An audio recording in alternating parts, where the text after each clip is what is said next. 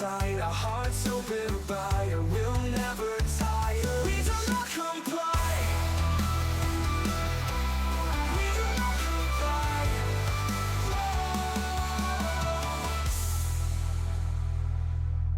You ever do this before? Yeah. Oh, okay. So you're like a pro. Do you freak out like she does? Not anymore. Not as much. No. So the first times that you? Yeah, Like at the beginning? the very first podcast I ever did, it was a disaster. Like I was. Why was it a disaster? I was a fucking mess. Are we cursing? You can. You can curse. Yeah.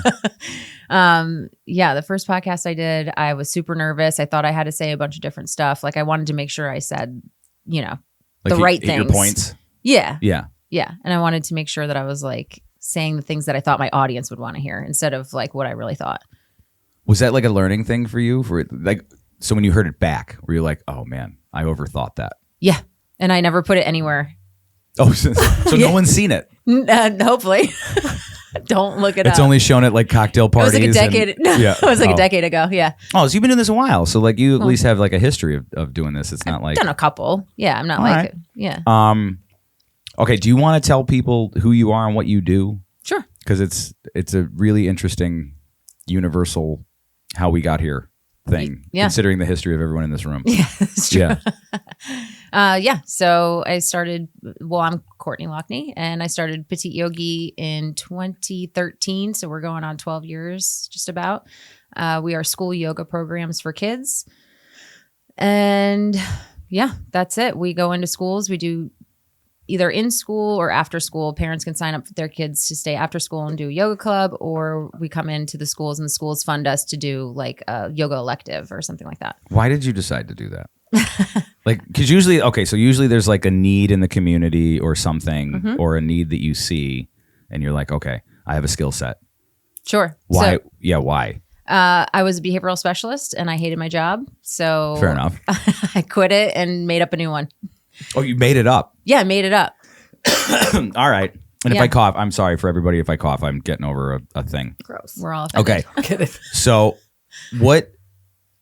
I also had kids too, and I wanted to put them in yoga because I loved yoga and there was no kids yoga. So I was like, I'm going to start this. So on my like journey over like the last few years, I tried yoga. It's one of the hardest things I've ever tried to do. Why? Like, I The don't know. physical part or the mental part? There's two parts to it. Yep. Number one is I feel like a fool.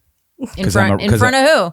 Well, because I'm surrounded by people who are like, they know what they're doing. Good at yoga? Yeah. It's like part of the reason why like I don't go to the gym, because I'm like, Oh God. oh, everyone knows what they're doing here, and I feel like a fool, and everyone's judging me and looking at me. But the second thing is like, man, you realize how out of shape you are when you do yoga.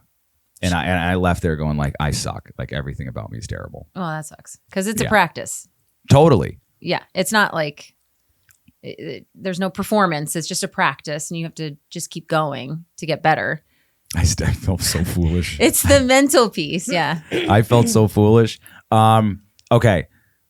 So we were just talking that you have these stats where about like children's health and what's been going on like the last few years. Do you want to say those about like the obesity rates and? Yeah. So right now, over 20% of children ages 6 to 19 are now obese. 20%. 20%. And where was it? I'll tell you. Did you start seeing this in like the last 12 years? Yeah. Well, and especially with the pandemic. It's more We than can a talk about that, too. 270% increase since 1970. Well, since the 1970s. So when COVID hit, also we talk about the craziest shit here. Yeah. So, I'm here for it. So when COVID hit, Yeah. you started to notice a difference in the children. There was a lot of things that happened. Well, I was very against the lockdowns for schools. so was I. Yeah. And I was shut down. All the other small businesses were shut down, but you could still go to Target and Home Depot. And Walmart. And Walmart. Yeah. But we were all shut down. And then especially where I live, there's a ton of private schools. So if you paid to go to school, you still got to go to school. But if you were in a public school or you went to school for food or where you did your laundry or you got your haircuts, you weren't going to school anymore. So those kids. We would call it what, underprivileged maybe, or Underprivileged, yeah. They got Poverty screwed. level, they got screwed. Screwed. Big time. So the private schools were still allowing everyone to go there. Yeah. That was the experience that we had around here. Yeah. Where it was like the public schools were just like, and the private schools were like, yeah, business as usual, man. Nothing's changing. Yeah. I mean, there was definitely like they did shut down and stuff for a little bit, but that second kind of lockdown that happened, well, at least in Delaware, we had like a second lockdown, and private and charter schools public and charter schools all shut down, and then but anybody who went to private school still got to go. What did you start to notice when that started to happen? Do you want to talk about what happened with you? With Kieran? Yeah. So How old are your kids? I have an almost 15-year-old, almost 13-year-old, and an 8-year-old. Okay. So my middle. So like a broad. Yeah, I'm high school to elementary. Experience of education. Yes. Yeah. Okay. And at the time, I had like a 3-year-old. Right. Oh yeah. So okay. at the time, I had a 3-year-old, and like I don't know, Kieran was like 10 or something. Yeah, it's just math. It's all those. It's just all those numbers minus 5. Yeah. Y'all do the math.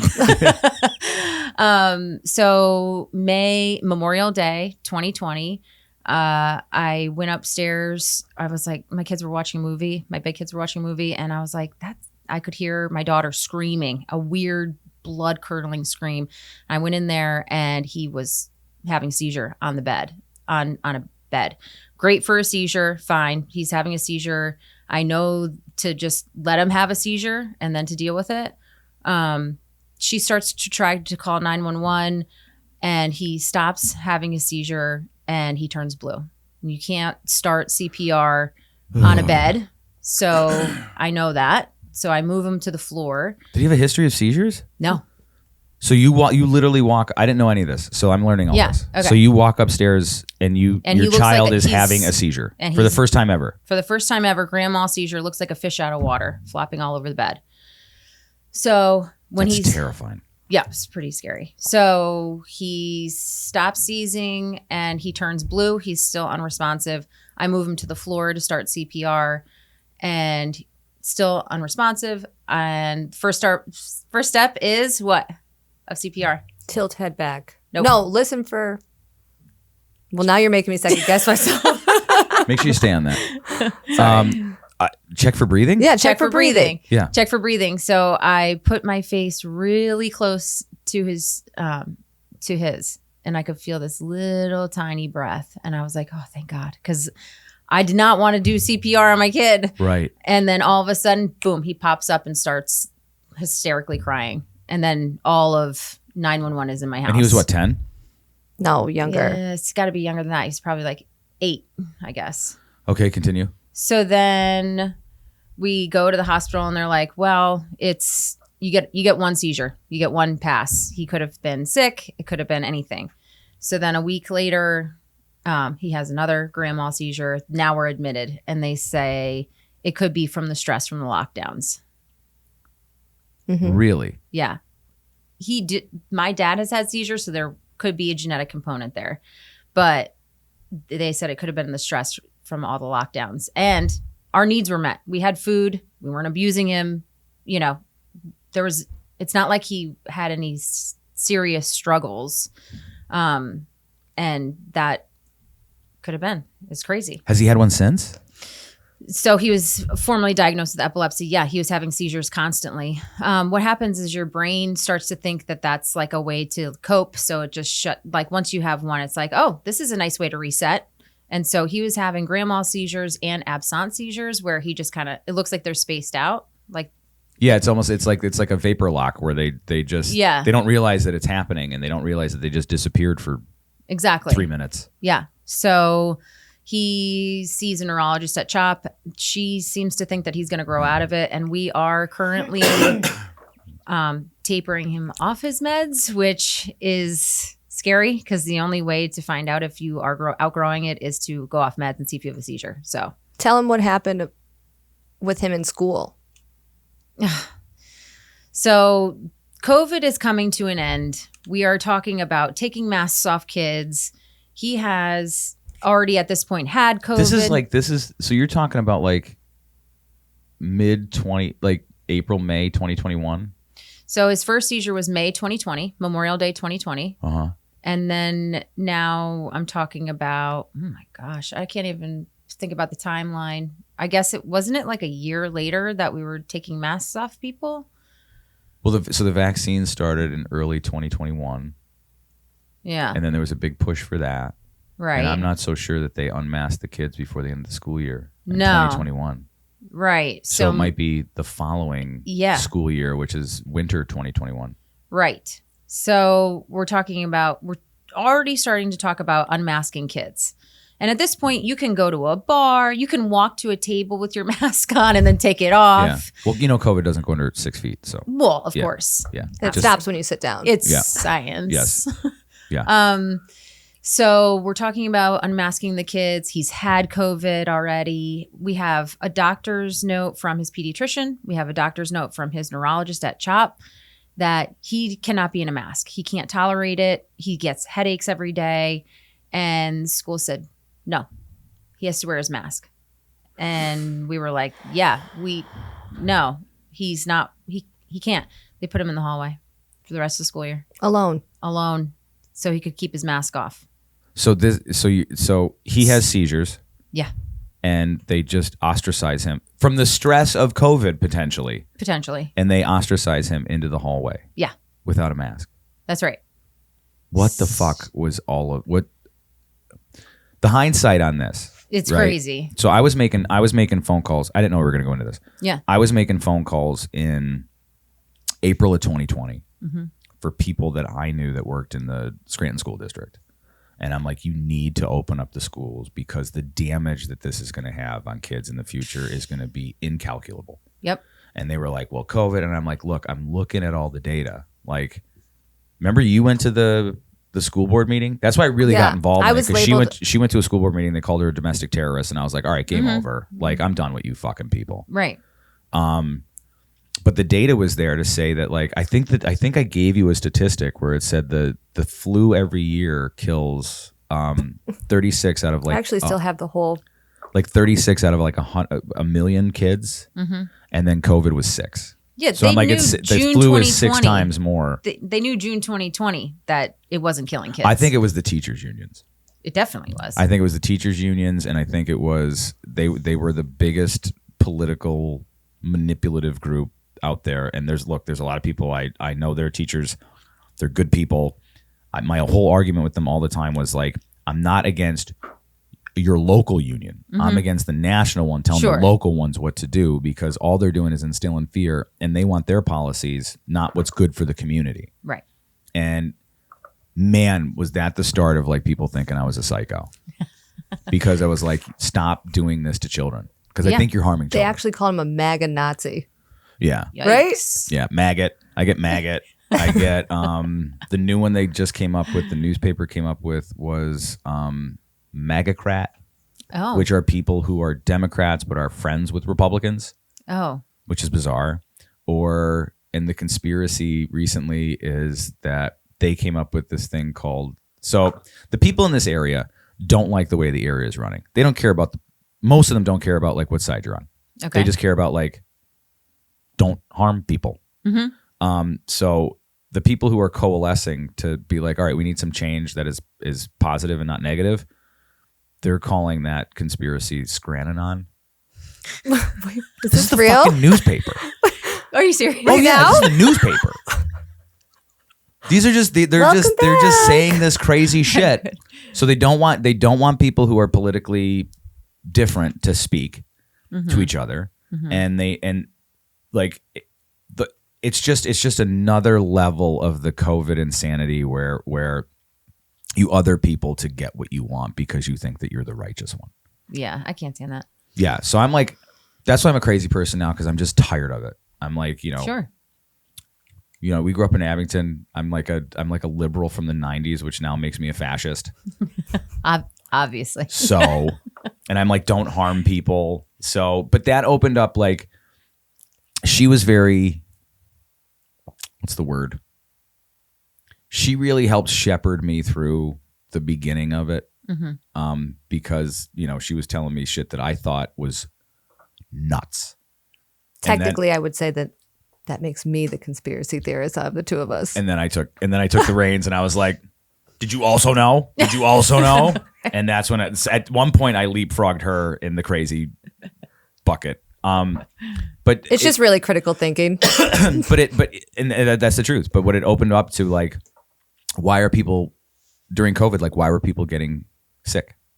Like, why were they not being treated? Why weren't they told to, like, eat an apple? And why weren't they told, you know what I mean? Or just have vitamin D. So it was all these things. It's like, okay, so the one thing that would, like, help you, and I'm not trying to, like, proselytize here about my crazy shit. I'm just trying to like, catch you up to speed because we don't have a lot of back and forth of catching us up to speed. So that was, like, the big eye-opening thing for me about, like, okay, what is the world? Like, what is in the food? What are we teaching our kids? Sure. Why are they losing their minds? Why is every kid on some sort of pharmaceutical? What does the pharmaceutical do? So that was, like, the whole eye-opening thing for me, where I just started to question, like, and the biggest thing for me is, and I don't have any kids, like, we want to have kids, but I couldn't sit idly by while, like, kids are getting harmed. Right. Whether it's on purpose or on accident, I couldn't stand idly by. Sure. And not use the one thing that I could do, which is, like, just, what the fuck are you people doing? Right. So, but that she started telling me, she's like, oh my God, Courtney does all this stuff. And I'm like, I don't know how she does yoga. It's so hard. I've tried it. But it's so important for, like, being with children, like, educating children. Yeah. And during COVID, you know, the American Academy of Pediatrics had stats on there about how it's really important for young children, toddlers and infants to see facial expressions, because that's how they learned emotions. Totally. And then it was gone. That you can't find that anywhere, any of that research anywhere anymore after the masks, because that was what people started to say. Well, they need to see your face so they know your emotions. So when I finally could go back to work, I do like to read a lot of books, like, at the end of yoga to, like, tie in the whole lesson. And I would say, like, what does his face say? What is his face saying? Because I wanted to make sure that they could understand and recognize emotion on, you know, as facial expressions. And sometimes I would say, and I had the mask on because I had to go back to work. And sometimes kids couldn't read my emotions. And I would say, I'm not mad. And I would pull my mask down, and I'd be like, I'm not mad. I'm smiling under here, because they wouldn't know. What did you start to see? In other words, like, you have the perspective of working with mindfulness with children, pre and post the cosmic fuck up. Sure. So what did you start to see? I saw a lot of W sitting. Do you know what that is? No. So usually we say crisscross. Well, I say crisscross yoga. I say Indian style because I will not give in to their shit. I will not give in. Crisscross applesauce. I will always say Indian style. To hell. You do not say Indian style anymore. It is crisscross yoga sauce if you are in Miss Courtney's class. And it's Indian style. Keep going. So that's crisscross, right? Yeah. W sitting is when your legs go out. Is that when you put your knees together your and, like, knees and your feet go on the sides of your hips? Okay. Because that is easier to sit like that if you have no core strength. So that means kids were not forced to sit on the floor in circle time. They've been laying on couches. They've been laying on floors. They've been doing whatever. They have not had any experience sitting crisscross yoga sauce on the floor. So you could immediately figure out, like, oh, this is what their home life is. Yeah. Just by that. Or just have like a good approximation of, like, you have or just they weren't going to school. Right. You sit in circle at school, you know, on the floor, and you work on the floor when you're in preschool. So they didn't have any core strength. They couldn't even hold themselves up. So I see that all the time. W sitting so much. So that was the physical, and then, like, impulsivity through the roof. Now, what do you mean by impulsivity? Just, you know, I want this, so I'm going to just take it. Or I want that, so I'm going to bite you. Or I want that, and I'm going to slap you, push you. I'm not going to sit in here because I don't like what you're doing. That kind of stuff. How does being impulsive? Because their parents are tired of their shit and they're not even paying attention to them because all of them are staying home. Well, yeah. I mean, and the screen time will increase impulsivity. Okay. I mean, everybody was on a screen during COVID. Everybody. School was on a computer. Mm-hmm. I mean, I know. Every kid had a Chromebook. They were on a screen. They're on screens for over 9 hours a day. Screen time was up to Easily. 9 hours a day. Easily. And I know, I mean, there was nothing to do. My kids wanted to go on screens, and I was like, fine. I tried to push it off like through the day, but I mean, what else are we doing? So what are some of the negative effects that are now happening? Like, what are you starting to notice, like psychologically, physically? And I know that you're anecdotal. You're not like running a test. Yeah, it's all anecdotal. Yeah. Yeah. So what are you starting to see that is of like a concern? I would say, well, Behavior. Yeah, the behaviors, the impulsivity is like huge. And what does that mean? Like down the road? Oh, well, if you're Like if that's impulsive, then you're, impulsive to do drugs or impulsive to vape or impulsive to drink or whatever it is. Or fight someone or Or steal fight. a thing or Oh, sure. Yeah. or drive crazy or Oh, gosh. how Yeah. why didn't they realize how much, like, were you talking to people at this time? Were you talking, like, you're in the schools, were you talking to them about like, look, this is gonna be a huge problem? Yeah, I said all the time. I was so worried about the kids because I saw my own kids struggling, and I couldn't imagine the kids who were being abused at home, who weren't being fed at home, who relied on going to school. There are washer and dryers at school that kids use to wash and dry their That's clothes. the only time their clothes are Haircuts. But there's some kids that's the only meal they're going to get Yep. all day is in school.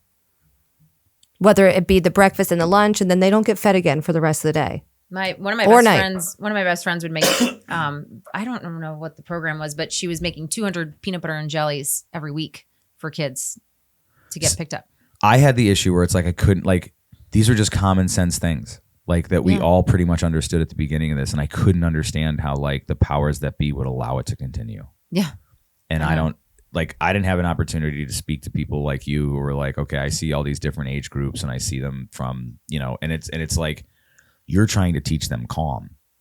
Yeah. In some way. Like you're trying to like slow the mind, Mm-hmm. stop the hamster wheel, Mm-hmm. and just be present. Mm-hmm. And I don't know. I still like the only thing I can think of, it's like it's evil. Like for people to just be ignorant of that is just like evil or fear. Like their own fear superseded the outcomes or the well-being of kids. I think there was a lot of fear. Yeah. I think there was a lot of fear. That's what I want to believe, is that they were just really scared for their own kids. Yeah. You're like, I just want to believe that like it's not the intentions boogeyman. were good, but like that's what I Just hope. think about all the really intelligent people that we all know that were not making sense and not being logical during those times. I think fear supersedes intelligence. Mm-hmm. Are they? See, but I always think that like there's like a post-mortem, where they're like, oh, we really screwed that up.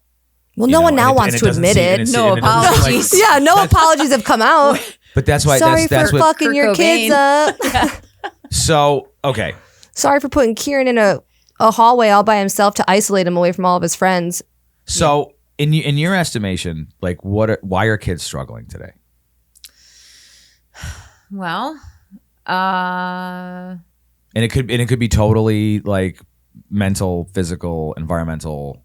I think All of it. Yeah, I think there are three things. I think I said this. Are you gonna give me the pitch? I'll Yeah, give you the pitch. Here There are it three things in my experience that I think that are destroying the next generation, and it's food. So like the dyes, especially, like that's a big one for me. Sugar, Like processed white sugar. yeah, Huge. huge. Yeah. Everything, Sugar in general. everything at a school is a party. Like High fructose corn syrup. Artificial food dyes. I always Sorry. say, no, you're good. So if I run a yoga club for like 8 weeks, the last class is always a party. It's a yoga party. And all that means is we're just going to play yoga games the whole time. Yeah. And they're like, let's bring cupcakes. Let's bring snacks. Let's bring cookies. What kind of snacks are you bringing us? And I'm like, no snacks. There's no snacks. You can bring an apple if you want, but we're not doing snacks. I don't know why everything has to turn into like a processed food party. So that's agree. number one. I agree. Number two is screen time. So too much screen time and social media. They kind of go together. And third is gentle parenting. Gentle. Why do you say that with such a? Is that like a very- hot topic right now? Gentle parenting. Hot topic. Yeah, I think so. I mean, I think the concept behind it is, in theory, it's good. it's good. Yeah, it's well intentioned for sure. It doesn't play out that way. No. Is that what's the difference between that and like Tiger Mom? Well, we've gone from like spanking our children to letting the children run the show. And that's just, I mean, their brains aren't fully developed yet. Their prefrontal cortex is still developing. Till they're 25. Yeah, that's why I So can't where- rent a car. So where did this gentle parenting come from? Oh, Why is that like a new thing that I'm unaware that I just heard about it like a week and a half ago? Newish. It makes What do you sense. I think? didn't know there was a name for it. Yeah, gentle parenting. So it emphasizes empathy and respect toward the child, boundaries with compassion, emotional regulation, and modeling by the parent, understanding the reasons behind behavior, not just punishing it.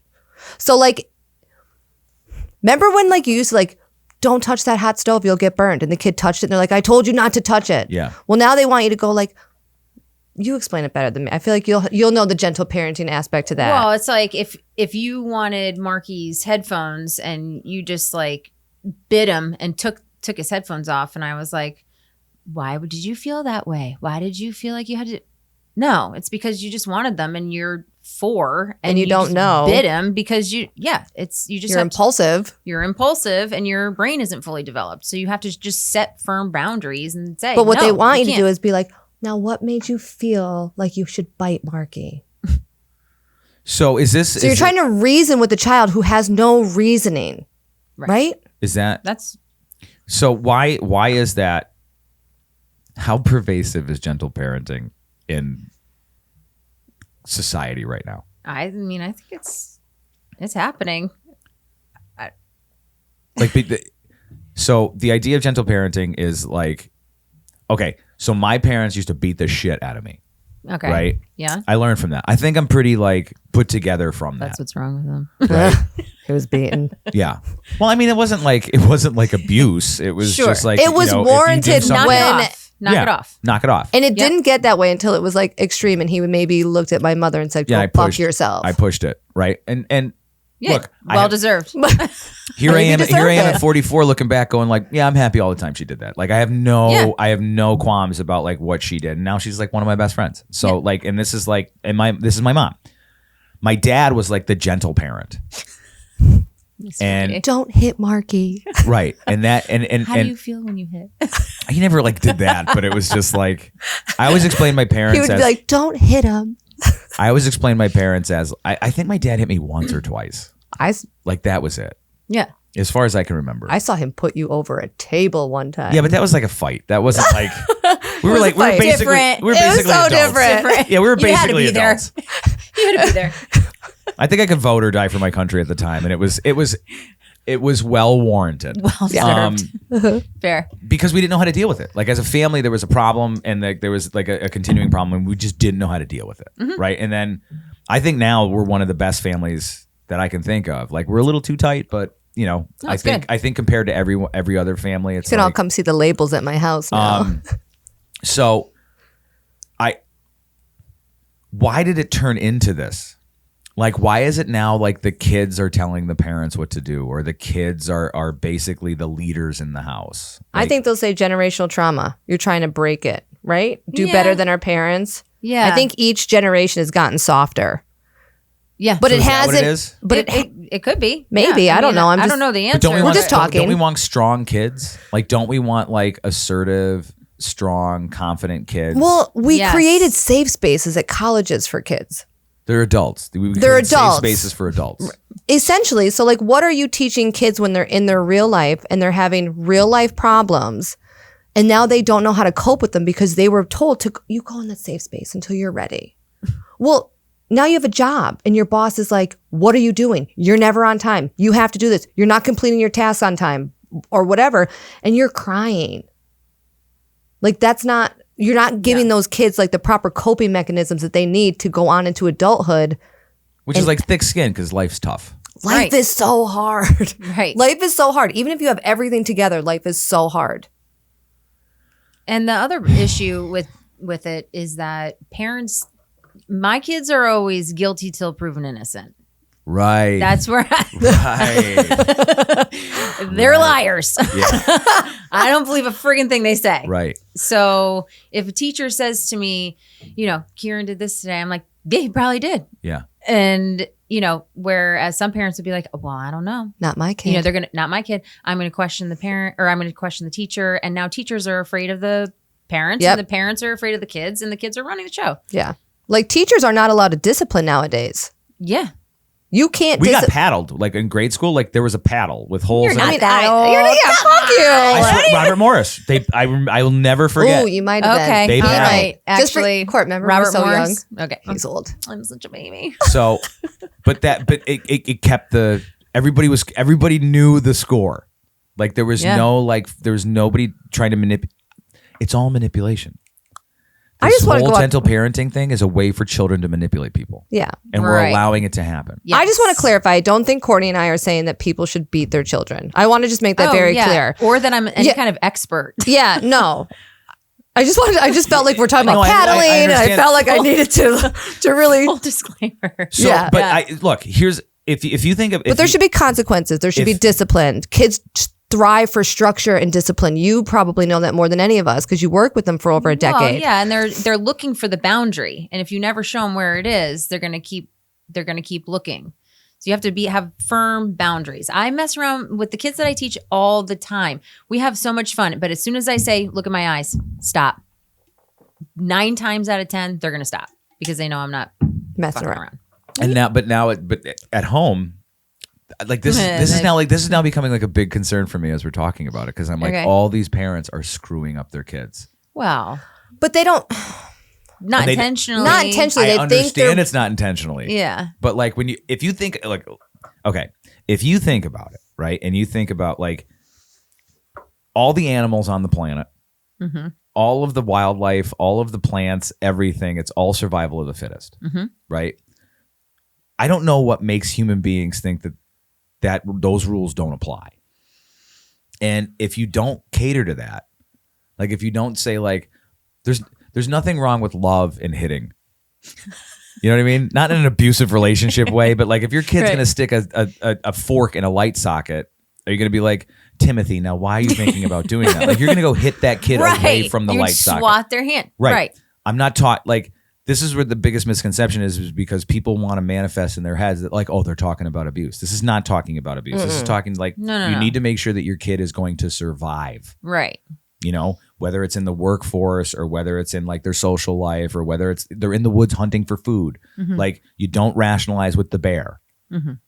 I don't understand why more parents aren't, because it worked for centuries. It worked for millennia.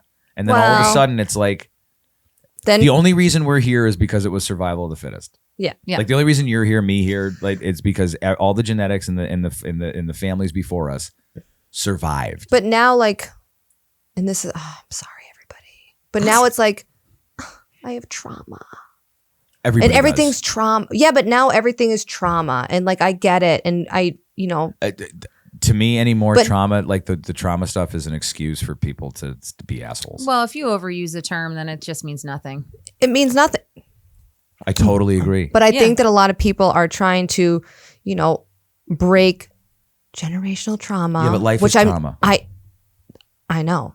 But I think I'm trying to defend the other side of them and I'm just trying to say steel man their side. no, I'm just trying to like give perspective and like I could see like why they would want to do it, but what are we actually doing to our children by doing that? Like what are we teaching them? What are we instilling in them? Are we giving them confidence to go out into the world? No. No. I think there's a deleterious effect to that, where it's like the programming happens early, Yeah. 1 to 7. and then if you don't nip that in the bud by then, like it's gonna be a real hard time for that kid. Well, what are you going to do when your 14, 15, 16-year-old kid is literally dictating your household at that point? And now you've lost full control. Well, it's what's her face from Dr. Phil, Cash Me Outside. Well, she's a multimillionaire now, so she's a bad example. But the behavior at the, How about that? How about it? but the behavior at the time, we were all appalled, We're appalled. Right. and we're like, you don't do like No, you don't speak to an adult like that. That looks like gentle Yeah. parenting run amok. It probably was. Exactly. And I don't think so. There is room for, talking about feelings. Definitely. You have to talk about feelings when you're dealing with kids. You have to. Yeah. Later in life when you but start to understand every single behavior does not warrant some sort of deep, self-exploration or introspection about why you stole a toy off your sister. No. I always tell my son, I also not an expert, could be very wrong, but everything you do in life has a consequence, no matter what it is. Yep. Positive or negative. Positive or negative, there's a consequence to it. And if it's a negative consequence, then there's going to be a consequence. And then we could talk about why it's a consequence. We could sit down after you've, go to your room. Mm-hmm. Sit on it. Think about it. I'll be up. And then you have that conversation about why we did this and why you needed, to have that lesson. Definitely. Tell me about food. Oh, How does food lead to anxiety and stress? Well, How's the I foods feel like that you Melissa's really the food expert here because, I'm going to be honest. I drink a Diet Coke every single day. She loves her diets. So does Trump. I will not give When up. you have vertigo from the aspartame, call me. All right, so let's look at it Bury this way. me then. with one. Let's look at it this way then. If I'm a dye chick. I don't like dyes. No. The food dyes.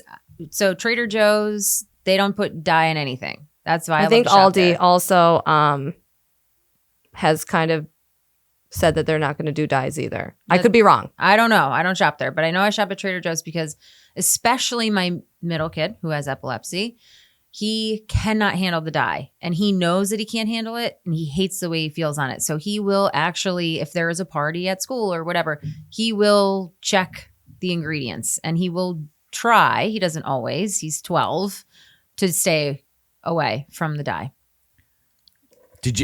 Are other people starting to realize this? Yes. Yes. Thank God. And what are Yeah. they starting? And what are they? So starting people to will do? start to notice, they'll say, oh my God, I took my kid to a birthday party and they had red dye in something. And the next thing I knew, I didn't know who my kid was. So Yeah. people are starting to do food elimination diets, figuring out what is pinpointing their child's behavior. So the food affects their behavior. Yes. Yes. The dyes in the food can affect your kid's behavior. I'm trying to pull up something so I could give you more I'll give you a story. I took my boys to like a monster truck, something or other in Philly for, whatever. And my middle kid wanted a icy, slushy, whatever, the red one. And I was like, oh, Kieran, I don't think you should have that. And he was like, come on, please. And I was like, all right, fine, as a special treat. He screamed and cried and threw an absolute fit the entire ride home from Philly. It was bananas. And that is actually the event that he was like, I don't want to have that anymore because he was insane. So he even became self-aware of that. Yeah. So that's what I was saying before. Like he will check the ingredients. He tries. So, to. Listen, he loves a Dorito. red but- dye linked to hyperactivity. So if your child has ADHD, okay, and your kid is consuming foods with red dye, which could be anything from Skittles, Doritos, Flaming Hot Cheetos. Well, now what's going to happen is your kid with ADHD is going to have hyperactivity. So you're setting your kid. So you're setting your kid up for failure, or their ADHD is linked to The food dyes. And here we are giving a generation of children medications when all we had to do was take some foods away out of their diet to see if the behaviors were still there. My crazy mind goes to, look, everyone knows that a hammer can build something or it can destroy something, right? So when they put these food additives in, when they put these dyes in and things like that, there has to be somewhere along the line somebody going yeah, it'll make the Pop-Tart redder, but it'll also, when we just give this to rats, they lose their minds. Yeah. Yeah. Why? So maybe we shouldn't put it in our food. Well, it's illegal in 38 and 60. So I understand that. countries. What I'm looking at is here. Why? Well, why because don't it's they cheaper. Well, Yeah, but They cheaper- know it. I'm just gonna say if we know it, They know it. they know it. But why are they doing it? I don't know. Well, because then you get more doctor visits, or you might get more. But here's the thing: medications, or you is it might all get linked? more- Are they getting kickbacks from everybody else? Big pharma. You have so many kids on this medication. You have all that. So Red dye, sleep disturbances, anxiety and nervousness, decreased attention span, irritability and mood swings. So all of these things. Now you look at the mental health disorders, right? Anxiety and depression have doubled since early 2000s. Suicide is now the second or third leading cause of death among adolescents. Why are they putting this in our food? I don't know. Now I understand like Did you bring correlation. me on for the answer? I don't know the answer to We that. don't know the answer. These are the questions. Like, I But mean, just look, asking look. the questions is controversial. I don't know. But it's Food allergies are up 50% since 1997. Like I'm like Lord. The food allergies. I have look. Attention I have- deficit disorder is up 40% since the 2000. Now affects 9 to 11% of I don't U.S. know what children. fucking topic to stick I on also now. think that's a screen time too. So Yeah, no, so do I. So it's not to say that it's like one thing in particular, but it seems I think like it's- all of them feed into the monster that they create. sure. And Yeah. there's this documentary on Netflix called The Social Dilemma. Did you see that? I can't It's hard watch for it. me to watch. I haven't watched it. I literally can't watch It's it. the manipulation of people. Well, yeah. It's like a giant psyop. You know that Facebook was doing if a teen girl took down a selfie, they would immediately get an ad, a beauty ad. I didn't know that. Isn't that wild? Wow. Well, that Instagram, they were feeding them, the ads that they were serving them was about like anorexia. Like you should stop eating. Like you should like leading to like when we were growing up, they had like Cosmo and People and Vogue, and then like the had to buy unattainable beauty standards. Sure. Like your mom or your grandma would get them. You go over to the house, you'd look at them, and, Sure. you get real self conscious, or you know, especially for young girls. Sure.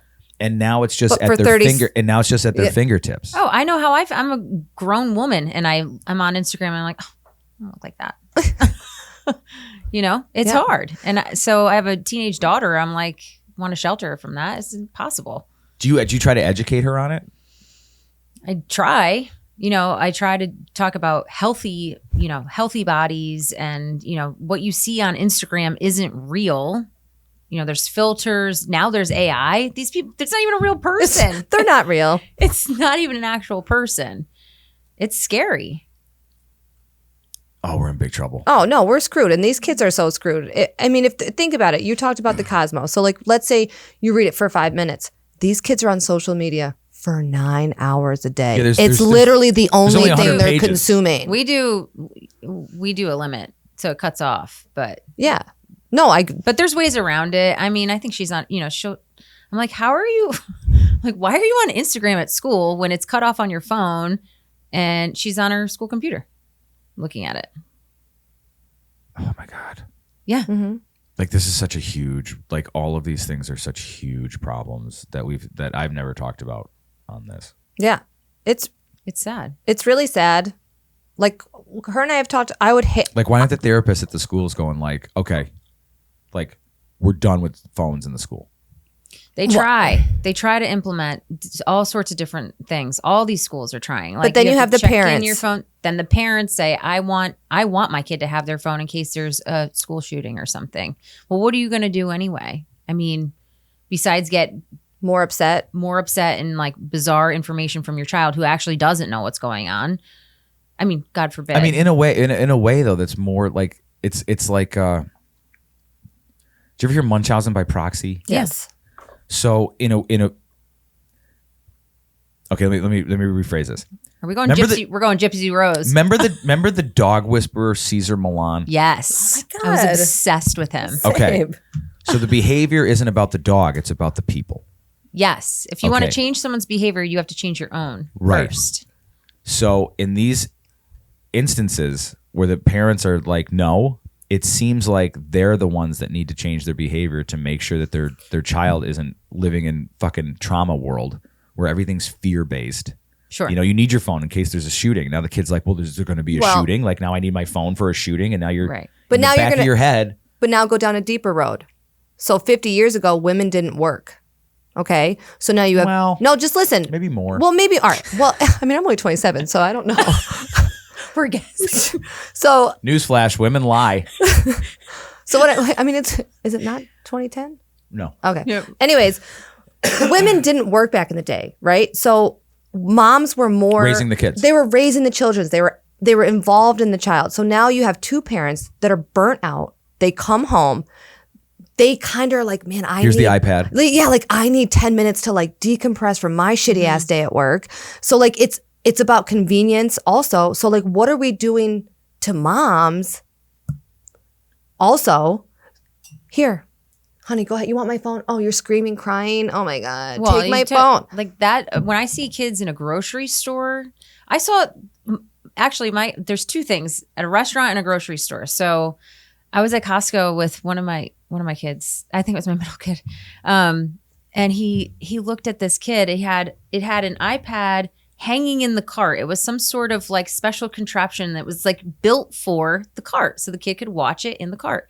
And he like elbowed me and he went like that. And I was like, I know, it's crazy, right? So if you take the time in a grocery store to connect with your child, that's a great opportunity to have a conversation about your day. Talk about what food are we getting? Help me plan a meal. Yeah. What do you think we Look should at have the for dinner? nutritional Yeah. package on this, you know. Yeah, exactly. So It's like you're teachable moments. losing that time, that connection time with your child. And then at a restaurant, we just put an iPad in front of them. Well, how are they ever going to learn how to sit at a restaurant or have a conversation with people? I keep a deck of cards in my car. So they have to play cards. Like, yeah, I get it. You don't want to sit there and be bored. But here's a deck of cards and y'all can play cards. Yeah. Colton brings like his little Also, wrestlers. I'm not parent of the year. Yeah. No. Like same. at all. No. But yeah. Shouldn't you teach kids about boredom? Yes. Yes. Sometimes shit's going to be boring. Well, because Yes. that's when their imagination, I think, flourishes, is when you're bored. You have to think of things to do to not be bored. And once you take that away from them, what are you teaching them? So what are parents getting wrong right now? I don't want to say it like that. Yeah, I don't want to say it like that either. I think they're What could just they trying to improve on? survive. I think parents are trying to survive right now. Parents are definitely just trying to survive. They're all burnt out. But it looks to me like there's things that you like. It's not even Small like it's not even things. like get new shit. It's like just excise things from your life, and it'll be better. Yeah. So Limit screen time. limit screen time. So again, I am not the perfect parent at all. I don't have all the answers. I don't think I do. I don't No one, think no I'm one awesome. thinks you're Jesus Well, Christ of parenting. I do. mean, No one thinks anybody is. Okay, you don't? No, nobody. I Nobody's just don't want to perfect. come Nobody's on here perfect. acting like pretentious, like I know everything about. But No. some of the things that I do is there's no video games during the week. Can't play video games during the week. Now, my little guy likes to like binge all weekend, so I have to force him to really get outside. And like last weekend, I caught him sneaking home from outside. He was like outside playing with friends, so I'm sneaking home to play video games. To play video games. I'm like, get your ass outside. So limiting screen time and taking away screens. Like you don't need to put your kid on a screen in the grocery store. Have a conversation with them. And then, like I said, at a restaurant, try a deck of cards. Or when my kids were really little, we played Spot It, which is like, it's another card game, but it's, I don't know. Look it up on Amazon. But it's a great little card game for littler kids. If your kids can play cards. So, okay, so maybe it's not what are parents getting wrong. What could they do to improve? Because like, if this is the issue I'm having with, like I've learned that history is a time lapse. Mm-hmm. So it's like if you want to see how the air current moves over Yosemite with the clouds, Yeah. one photo isn't going to tell you what it's doing. But if you look at a whole series of photos over time, Sure. you could see that it comes over the mountain, it goes into the valley, it comes back up. I don't think people are thinking glacially and like in a time lapse. Like long term. Yeah, like what's my kid going to be in 10 years? Or what's my kid going to be in 5 No, years? because Or they're what's trying my to- kid going to be in 1 year? Well, they're trying to make it through today. Yeah. So that's the point I was getting at, where it's like, do a lot of parents have to come to like a realization where it's like, I think it's self-awareness. I don't know how to. I'm trying my best to like break people from, or at least give them like an insight I think. on how to like break from whatever it is that's just causing. I want to reduce human suffering. Okay. Stop being afraid of your kids. Do you think people are about afraid of their kids? Yeah, Yeah. They're afraid of the meltdowns. They're afraid. Yeah, it sucks. It sucks when your kids melt Are they down. avoiding it or are they afraid of Avoiding it? It's just it. like, I don't want it. Maybe both. Avoiding, or maybe they're afraid that they're going to do it in public. I mean, I've let my kids throw themselves right on the floor in Target. I'll just Keep watch going. them. Yeah. Do you know what other parent would have done that? Mine. Right. Yeah. Let me know when you're done. Yeah. Let me Aisle know if you 3. need anything. Actually, I've done it before. I've taken my kids right out of Target and left my whole cart. Didn't even pay. Just walked right out. And what's the consequences for that? For them? For them, I mean, it depends on where Is angry mom enough of a consequence, or? Yeah, Or is I there mean, I guess penalties? it depends. Well, I guess it depends on the age and what we're doing and where we're going. But if they're enjoying the activity, that's the consequence right there. Like you don't get to do the activity anymore. Maybe you know, what'd not be the at Target, greatest thing but- though What? is if like more people helped one another in those situations. Like, When you I see a mom with like 3 kids and she's got 2 in the cart, 1 on her hip, and Oh, it yeah. is fucking chaos. And you're another mom, like going up to her and being like, "Do you need help?"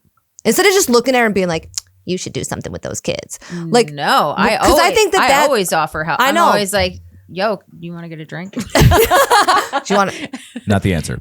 No, I'm just kidding. But what I'm saying is, like, I think that we as a society are also forgetting just the key component is like, it used to take a village, and now we don't want anybody telling us anything about our village. We're like, used to be like, hey, if my kid goes to your house and they fuck up, you could beat them. Or like, you could yell at my kid. And now it's like, if you ever were to do that, unless it's like a close-knit friends and you guys have like a mutual understanding, like you can't look at someone else's kid and be like, hey, not cool. You can't do that here. Well, I say it to everybody. All my, Well, I say it too. I'm like, if my kid is, doing something annoying, look at them and say, stop being annoying. Like, Yeah. I don't care. It takes a village, and that's it exactly takes what a village, say. but I think that we've lost that in our society today. I think we've become dehumanized a little bit. I think because I work with kids all the time, I'm not afraid to tell a kid to knock it off. And I'm not mean about it. No, you just say, Firm about hey, it. firm. Yeah. That's what I mean, firm. Firm and fair. Do parents say to you, "Thanks for doing that"? Well, they're not. They're not there. Not necessarily there, but most parents, I would say, want me to, or at least like my kids' friends want me to. Yeah, there's 'Cause a like- mutual 'cause like- understanding there. Because like when we were growing up, it was like the whole street like had permission to beat us. Yeah, Oh, yeah. You know, yeah. Our neighborhood is very much like that. Like, well, not the beating part, but like, send them home. You're done with them. Send them home. I never once got hit by a neighbor, but the fact that they had permission to do it was a good deterrence for me Sure. to behave to some degree. Well, and also, I mean, kids naturally, like, you want them to not be fearful, but like respectful to other adults. Sure. They're going to test you because they trust you, like your own kids who trust you, that you're not going to leave them or, harm them. But they don't know like an outside adult well enough to be like, I don't know if I can trust, so they're going to listen to you. That's what you want. So when you do your classes, like what's a class like? Like, what do you do? Like, I heard like you say like you do an 8-week class or something like that. Is it, it's not a year round thing? Is it something you sign up for? So we have a couple different programs. Our most popular program is the After School Yoga Club. So that would be, we try to run them in like 10 weeks, 8 or 10 weeks. Fall, winter, spring. Summer, we go into a ton of camps. It's just a different model. But parent signs up, and then the kid stays after school, and one of our instructors comes in and teaches them yoga. It's like a yoga club. They pack a snack. The kids are supposed to pack a snack, and then it's like snack and bathroom, yoga, and then pack up, and parents pick up. So what's a normal class like? Like how old are these kids? Like what are they? Like, what are you teaching what's them? supposed to be at the the end of it? Like in other words, like you're gonna. So what's the goal? Yeah. So in other words, like if I sign up for 8 weeks, Yeah. at the 8 weeks, what do I get? Like, is my kid a less or bigger of an asshole? Blissed out baby. Yeah. So our goal is really, the goal of like mindfulness and yoga in general is that you practice these calming techniques while you're calm, so that when you get stressed or anxious, you tap into the toolbox. So I can't say to a kid who's never practiced deep breathing before, when he's escalated, all right, take 3 deep breaths with me. He's going to tell me to off, but if we've practiced that already, you already know how to do it. So we're going to do it together. So that's the goal, so that they can tap into those toolboxes. But with kids yoga, it's not like an adult class. We do games, and we do like storytelling, We're going to the zoo, like a yoga adventure. I like to do a lot of yoga adventures. I wrote a curriculum, and that's basically what it is. It's different yoga adventures. Those are the little guys in like elementary. How old do you do? Up to high school. Really? Yeah, so that'd be more of like yoga for athletes, and we're talking more about like mindfulness during your sport and like not getting caught up in your head, and obviously stretching and talking about, balancing strength with flexibility. So you have to have both. It's important. Do you have pushback from the older kids, or they're like, like the beginning they're like, this is bullshit, and then like towards the couple in, they're like, whoa. Yeah, a little bit. Yeah, there's definitely a little pushback, but then I'm like, all right, we're gonna turn our hands into our feet, and we're gonna, do some arm balances and do some fun stuff, and they're like, oh, okay, cool. Why isn't something like this in a lot of curriculums? So like I ran for school board like 2 years ago. I didn't win because they thought I was a Nazi. Well, So- you are, so I mean, Duh. if the jackboot fits. But one of the things that like I wanted to do, and I was talking to a bunch of people around here about doing it, was mindfulness, meditation, and conflict resolution through jujitsu. Oh, I love that. So they started doing it. They started like, They took your idea but didn't elect well, you. it's not like I don't own it, but I was that like, Nazi. I heard some people were mentioning to me, they're Kind like, of rude. wouldn't this be like a great thing? And I was like, oh yeah, I'll talk about that. I think it should be. So like we have gang problems in town.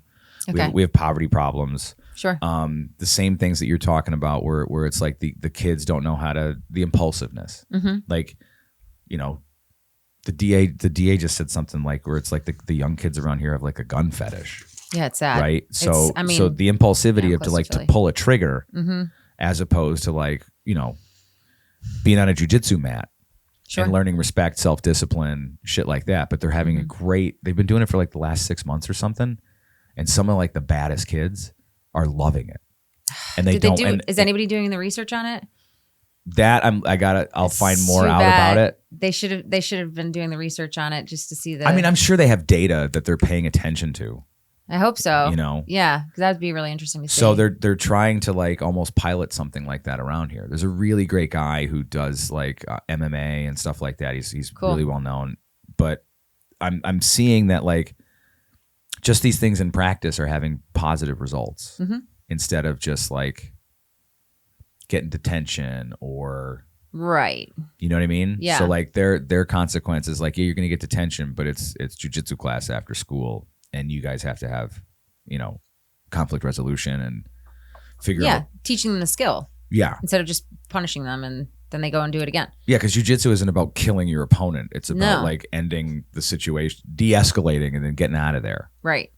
So are you Do I do are they anything doing like are they that? doing stuff like that in your school districts or So I do. We also have a program that I wrote. It's called Mind Body Practices for the Classroom, and that is there's two ways to go about it. Where I go in it's a professional development day, and I teach the teachers how to add these techniques into their classroom, and the manual is filled with all the stuff that they can do right at their desks. The other way to run the program is that me or one of my teachers comes in and we bounce around to every classroom, and they get 15 to 30 minutes of mindfulness and yoga right in their classroom. how are they responding to that? They love it. Most of them.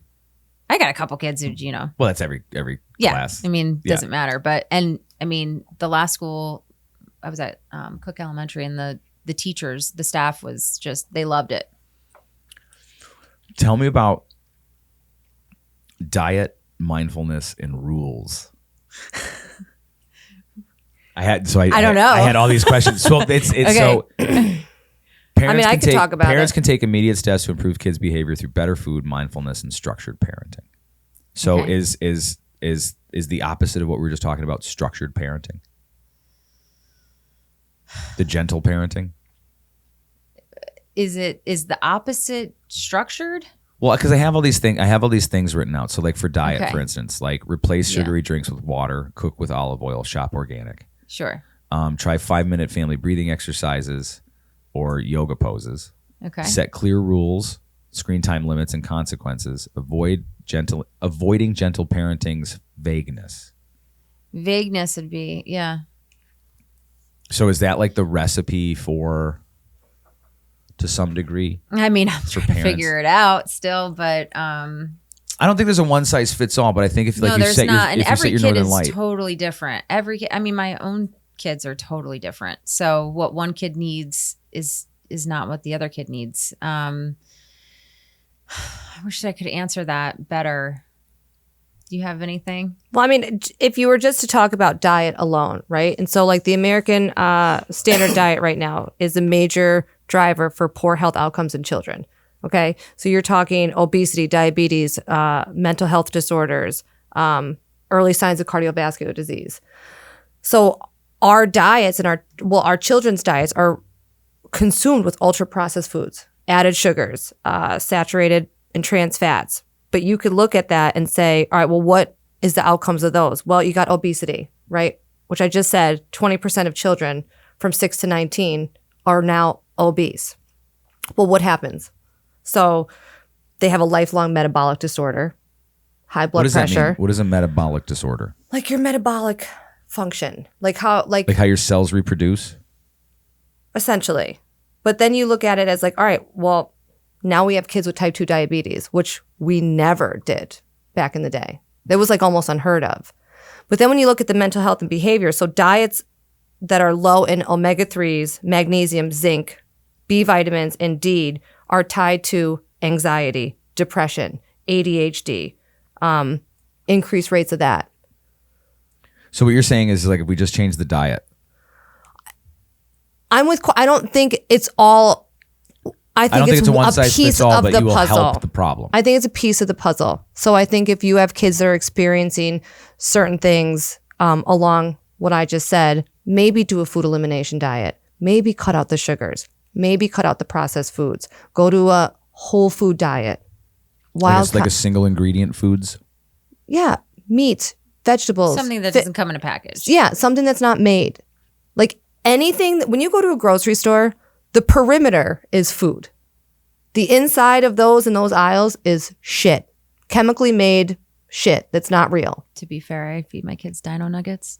Yeah, I'm guilty of it. I'm not saying we're not perfect. But what I'm No. saying that is if you have a child who has experienced any of these things, before you turn to medications, before you do any of that kind of stuff, maybe look at a food elimination diet. Maybe it's just something so simple. They're having, like, you don't even realize, if you look at Heinz ketchup has 36 grams of sugar in it. So if you were to take a bottle of Heinz, it's this much sugar fills, and then the rest is whatever.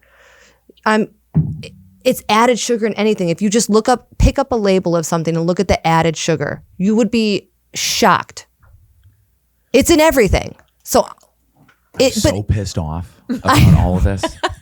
don't be mad. You're being informed. And listen, as parents, we're doing our best. Like I said, every day we're like surviving. Sure. You're in survival mode. And like, yeah, it's easy. You just work 12 hours. It's easy to go, oh, fuck it, I'm going to go to McDonald's and grab it. But like, what are you doing? That's the one thing my youngest has never had. He's like, can I have a Happy Meal? No. I was like, Like, no. no, there's no joy. He's like, I think can't there's have a happiness. toy in it. I was like, no. No. Well, my Happy Meal son's sucks never. anymore. Colton has never had fast food, ever. And He's had a it's, French fry or two. Uncle Marky. you dick. I might have given him like, My What kids- I mean is like, I'm it's sorry, not my kids something. have had a McFlurry. Okay. Listen, but what I'm saying is like, I haven't actively said I'm choosing fast food over something else. Yeah. Now, my what- wife and I now like buy a cow. Okay. Yeah. So we get the meat from there. No GMOs, no vaccines, no any of that stuff. I started drinking raw milk. but also you should look at stuff like, I do you could butcher go down box. the whole, yeah. Well, you can go down the whole the toxins in everything that you buy. Your Dawn dish soap, your Tide Pods, your everything, endocrine disruptors. It's everything is your the plastic stuff that you keep your food in. You should have glass containers because you have the shit. Because you have the shit. What? No. What am I hate thinking? having No. shit in my food. BPA's. Oh, yeah. Yeah, all that stuff. It's leaching into all of our whatever we're doing. It's Like in our brains. Do you know this? microplastics, Yes. like we're full of it. So There's like a gram. There's like a half a tablespoon of microplastics in my brain. yeah, but I also think it's very easy to not think about this. Like thinking about this on a daily basis is also overwhelming. And so then you're like, ignorance is bliss. And sometimes there's days I wish I didn't know any of this because my life would be less like Stressful. well, you just said Anxious. I'm angry because it feels intentional. If like Courtney and just said, if we know, they know. So if they know, why aren't you making it? If there's better ways to make it, like you could look at all the people who do like Kellogg's. You could make all of your shit. I don't know anybody who won't pay an extra 30 cents for like But you the healthy one. You can make it healthy. You've already proved it because other countries have banned you from having it in their country without doing it the right way.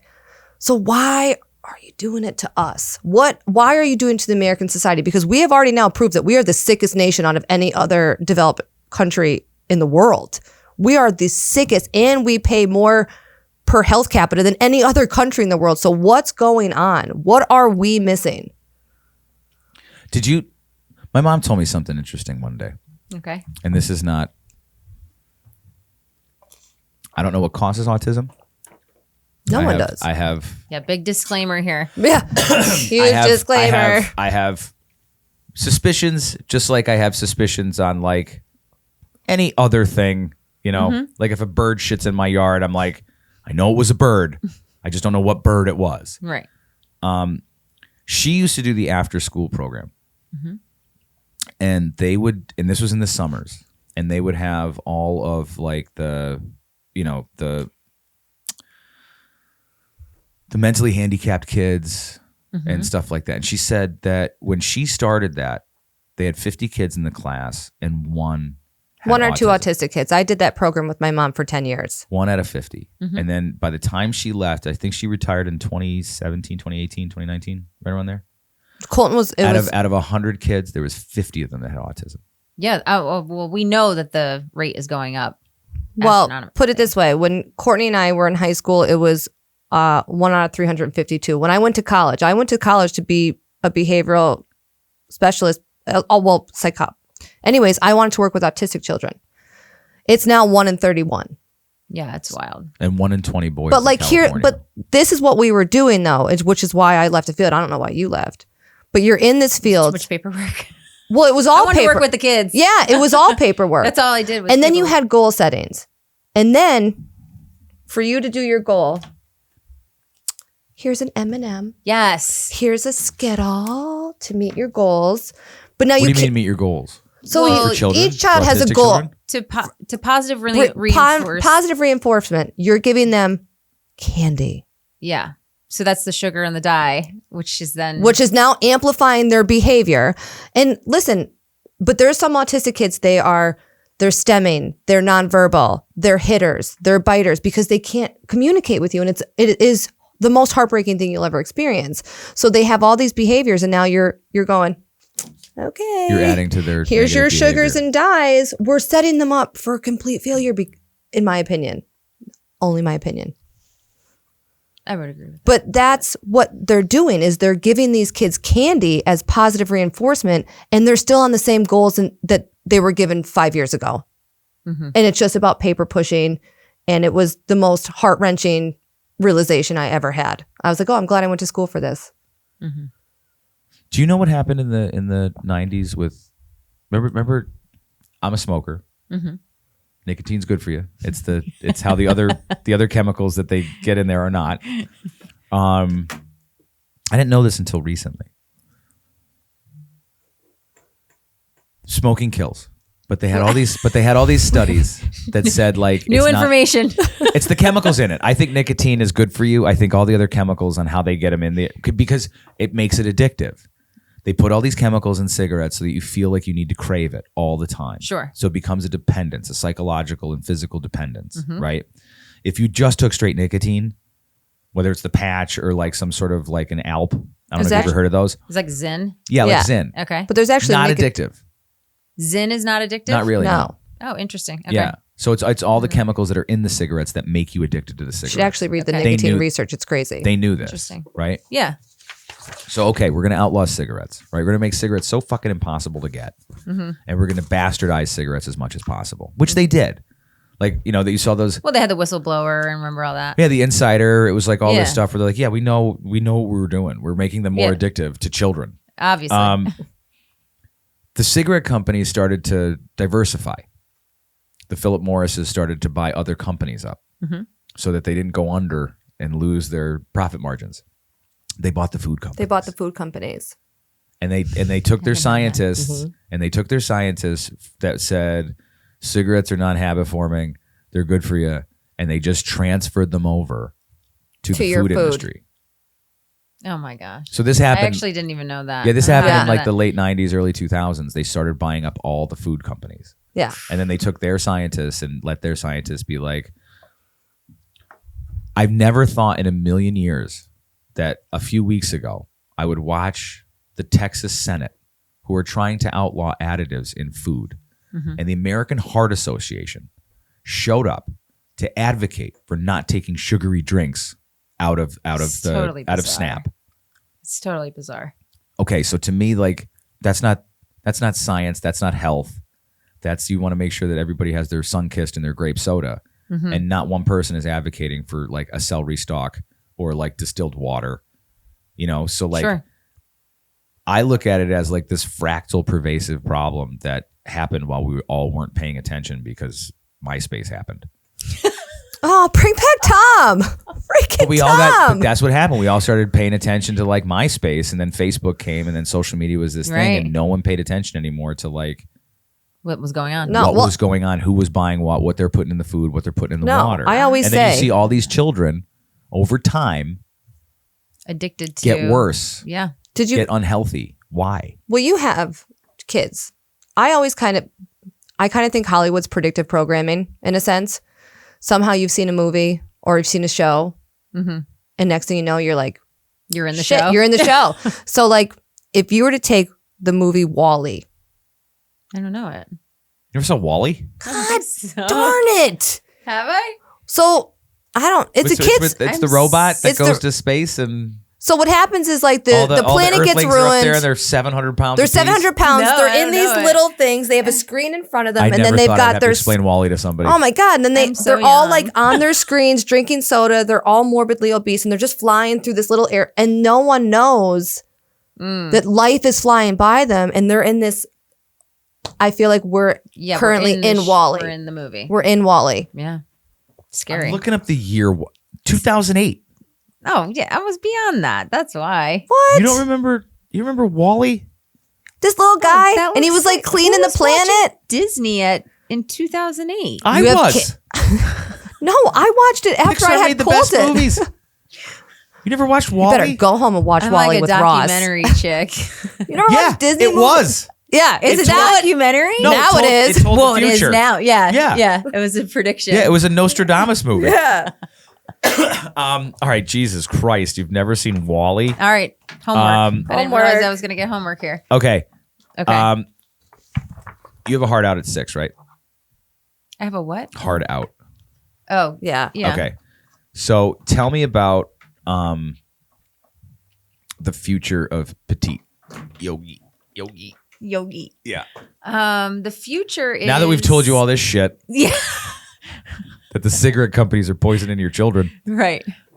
I'm just going to tell everybody to start smoking cigarettes again. Well, you could have nicotine. No. Nicotine Okay, Zyn. Chew Yeah. nicotine We're all gonna gum. Zyn. Zyn. I'm going to give it out in my classes. There's a lot of people I know that are like, I'll never smoke, and they're just they have like 4 nicotine patches on them Yeah. Oh. But just to get the nicotine. just so you well, know, like the vaping is, I mean, we don't have to That's go down terrible. that rabbit hole, but that the is popcorn like a lung that it's caused, nightmare. it's irreversible damage. At least, and I'm not, I don't like cigarettes, but at least your body will repair from cigarette damage. Your lungs, not your body. But I was going to say something. the vaping, the Vaping stuff in is- vaping is yeah.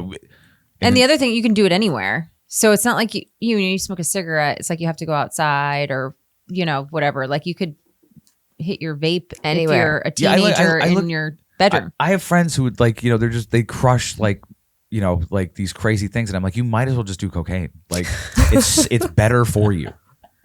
Like I've seen some of my friends who are huge anti-smokers are vape psychos. Yeah, Yeah. I've seen that. And I'm like, you Make don't it even make know what's sense. in that. Right. You're like, oh, it's watermelon. And it's like, It's watermelon. that's not water. It's There's no watermelon it's in a that. seedless organic, obviously. Yeah, cigarettes are legit better for you than vaping. Yeah. And yeah, But if you like, look at the chemicals- Yeah. Anyways, that's if you what look it I've up, heard there's that. I'm not an expert. but nicotine is in a lot of the nightshades. And what's the first thing they tell you to stay away from? Nightshades. Nightshades. it's an eggplant. So eggplant, tomatoes, all those stuff. They've know. convinced you All the it's things bad. I love. I Well, love nightshade. It's all nicotine. There's nicotine in there's it. nicotine in it, but if you look up the research of nicotine is actually like, Really good for you. yeah. I'm not gonna say anything else, but there's science out there on the nicotine is like pretty crazy. And I just dabbled into it, so I don't want to talk on it, but Yeah. I don't know enough. But it's Yeah. pretty crazy. But it's in a lot of your nightshade vegetables, and that's the first thing they told you to stay away from. Interesting. Why? So moving forward, Okay. Yeah. what do you have? What's like in your perfect world? You have the Harry Potter wand, right? What would you want the future of what you do to be?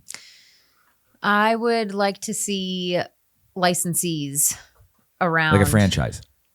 But different. But yes, same idea, same concept, just on a smaller scale. But I set people up with their own Petite Yogis around the country. That's what I would like to do, because we have a little bit of Jersey and a little bit of Pennsylvania. We're mostly in Delaware, obviously, but it's too much for me to manage another state, because if somebody calls out last second or whatever, it's really stressful for me to get 40 minutes or have to call these parents and be like, hey, actually your kid is coming home after school. So that's what I would like to see. And how would you do that?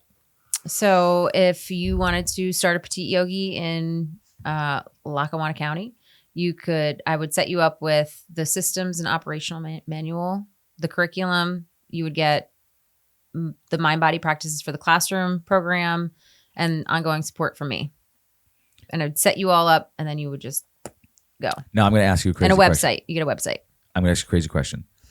We were talking about the MMA, the jiu-jitsu thing, and you're like, do they have the data on that? Yeah. What's the data on what you do? What does that say? I actually don't have data. Oh, smart ass. Total smart ass. You know what? I'm going to put that on my things to do. So we are going to be back, I'm pretty sure, as long as the budget works out. We're going to be back at one of the elementary schools for this specific program. And I will do some research. I'll do a little data. But How would you do that? Like, what would be your start point, your end point, and what would you measure? You could give anecdotal stuff about how I you've would seen have it them affect do a subjective questionnaire in the beginning, in the middle, and the end. So I did research like that. I have a degree in psychology, and I did it actually on yoga, and I did it during finals week. And I surveyed people coming to yoga during finals week. And what I actually found was all those people perceived themselves to be more anxious. And I was like, well, shit. Like, I would think that they would not be stressed. And my professor was like, well, maybe they're coming because they are stressed, and that's why they're doing it. So it's an interesting way to look at it. You know what I mean? Yeah. A relief. Yeah. So maybe the people who are not stressed about finals aren't even bothering going to yoga. No, they don't. I don't need the relief. Yeah, I don't care. Yeah. So but I am stressed, so I am coming to yoga. So they don't necessarily, I know what you're saying. Okay. Yeah. It was 100 years ago that I did that. Well, it's like you don't go to research. rehab if you don't have a drinking problem. Right. You know? Like, I went for research. yeah. I heard you guys had cookies and coffee. Right. Yeah. I heard you guys like to drink coffee and smoke cigarettes. Yeah. Oh, Endless amounts and of trauma cigarettes. bond. And Yeah. trauma bond. Everyone likes to sit around and tell how terrible their lives are, and then everyone relates to it, and then it's so much fun. It's just can't wait to go outside. I think what you're doing is awesome. Thank you. I think there's such a value there, and I think it's really important, and I think it's one of the more neglected, like. We're the first program to be cut. But that's you're It's a bummer. probably the first program they should have. Yeah. Right. You know? Yeah. I think the way kids are going, and I think the way COVID should have taught us that we all need to take a step back. Mm-hmm. And we all need to reassess how we're doing things and whether it's efficacious or whether it's disruptive or it's destructive. And I think that the way that everybody's handling public schools and how they treat kids, and instead of it being an assembly line of diligent workers later in life, we need to really focus on their mental health. And I think their mental health comes from everything that we talked about, like change your diet. Yep. And learn how to be in the present moment. Yep. Without stress, anxiety. Like that's all going to happen. You can't escape it.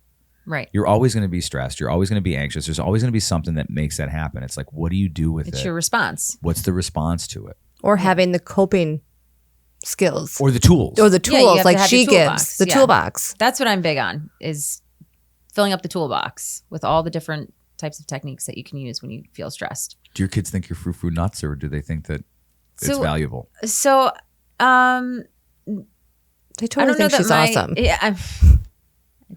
Yeah, no. So I think yoga gets, this rap where you're like, you're flaky and you're floaty and you just kind You're of go with the hippie. flow. You're hippie, but it's a really disciplined practice. Totally. If you're going to show up every day and focus on your breathing or focus on, now my practice is more of like these like challenges where I like do these like weird, arm balances. And that is like, I have to use my brain so much and figure out how to connect my mind and body to do this insane pose. It's disciplined practice to show up every day. So I'm not flaky and floating around, to be quite disciplined, actually. Mm-hmm. So are your kids starting to like learn that? I'm not trying to put you, I'm not trying to I'm not trying to like get you, but like anecdotally, like. So so for my daughter, like you're coming from a mom's point of view on this, on the value. So from a mom's point of view, like my kids see me, I hope, putting the time in with exercise and working hard. And my daughter, she's a competitive swimmer. And so she will get That's up. hard too. Oh my gosh. I do like my one lap is like she's like, I always looked at it and I'm like, oh, they're all gay. And now I'm like, man, that's really hard to do. That's super hard. So hard. Yeah. It is so hard. She is super strong. They're absolute athletes. Oh, Totally. 100%. Yep. And so she swims before school. She will ask me to drop her off at the gym in the morning. So I work out usually at 5 a.m. And so she'll be like, can you drop me off? We go to separate gyms. It's kind of weird, but I know. She wants to get dropped off. Who's the parent here? She's disciplined with that. And Does she do any breathing or any of that stuff? I mean, you have to if you're going to be in the water. Like you have to learn how to like breathe. yeah, I mean, it's like 1, 2, Yep. 3. And then different strokes are, I don't know. I'm not a swimmer, but I know that they definitely focus on their breathing. So I started doing like box breathing, and I started to do Like this. well, it's like, what's it? It's like in for 8, hold for 8, out for 8, Good. stuff like that. Yeah. And then I do 4, 7, 8. And then I do, Do you do alternate nostril breathing? I don't even know how to It is. shut one nose No. and open the other one. Is that possible? You can do that? Well, you just use your fingers. Oh, I mean, you like physically shut off your. no, I didn't.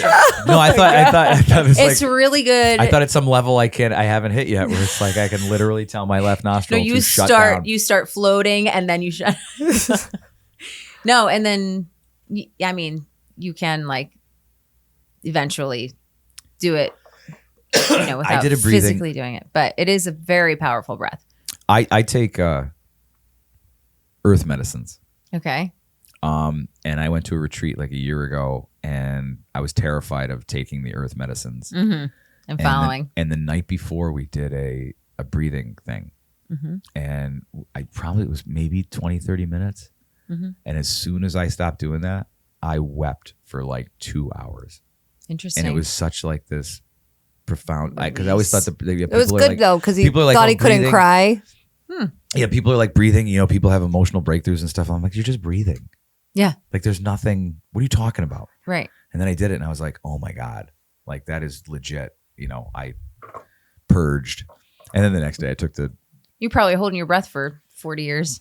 Probably. I don't realize how much I do. Like she has at the drip bar. I remember like there was a period of time like a couple months ago. I was like anxious, and the one nurse said to me, she goes, you're shallow breathing. You're not even doing a deep breath. So you're just gonna feel crazy. Yeah. And no one pays attention to it.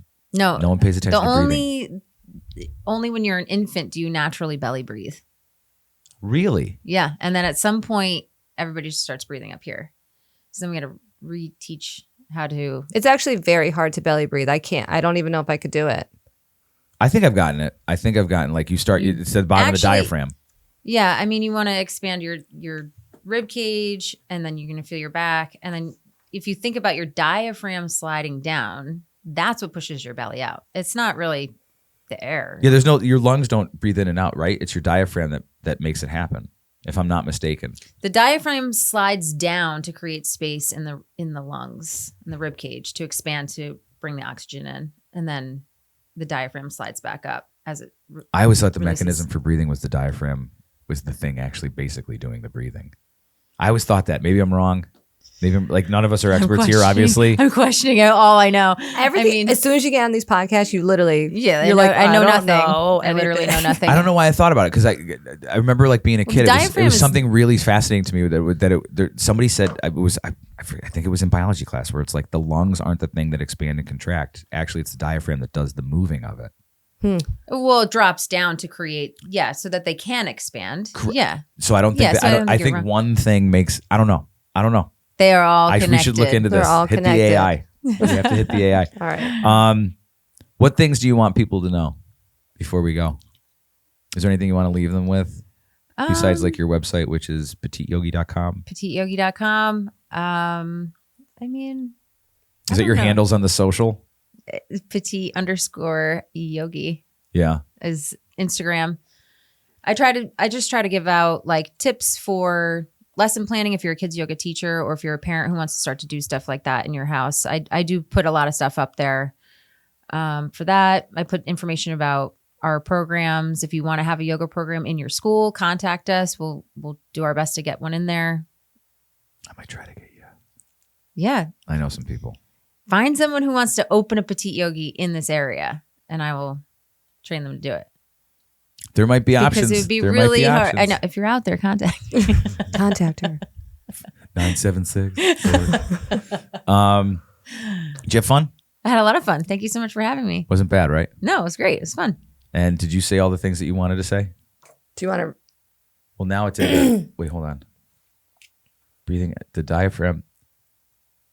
When you breathe, your diaphragm plays a crucial role in helping air move in and out of your lungs. Yeah.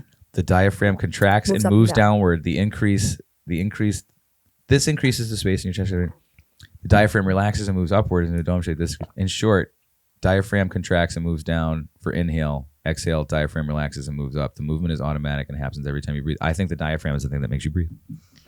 I think we're both right. I mean, I didn't say you were wrong. I didn't say. You literally said it moves downward. This is exactly what it says. Yeah. Okay, so have it be known. I'm the expert on breathing. Oh my God. Do you have anything else you want to add? No. Everybody have fun? We had so much fun. I mean, I can add so much stuff, to, but I feel like I'll just depress everybody. Tomorrow I'm having a podcast with this guy from the Democratic Republic of Congo. Oh, wow. And he's going to talk to me about white genocide in South Africa. Oh, wow. So this is like a good lead in to tomorrow. He called me up. He's like, I want to do podcast and we will talk about white genocide. And I'm like, I'm in.